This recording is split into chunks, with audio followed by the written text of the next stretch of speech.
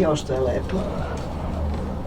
Jao Bože što je Naš narod ne zna, još uvijek ne zna koliko je Srbija lepa. Da, moguće. I da je ovo Bogom dana zemlja ovome narodu. Te mi to, kako se je Zlatibor ranije zvao? U 19. veku, sve do pod kraj 19. veka, Zlatibor se zvao Rujno. Rujno? Jest. I ceo srez zvao se Rujanski srez. Po Rujnu, po biljci Ruj. Ruj? Da, koja u jesen dobija crvenu boju list. A kad list je vene, ona dobija crvenu boju.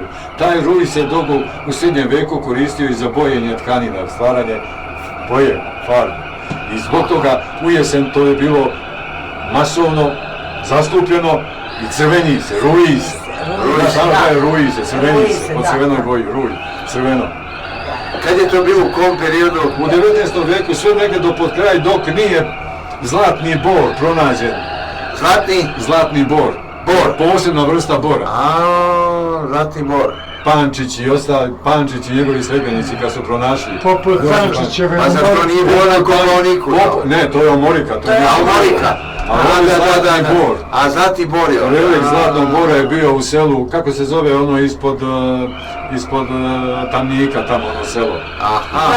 U Dragici nađen zlatni bor i tu je bio dugo godina kao primjerak, egzemplar tog zlatnog bora. Po njemu, po toj vrsti bora prozvan je Zlatibor.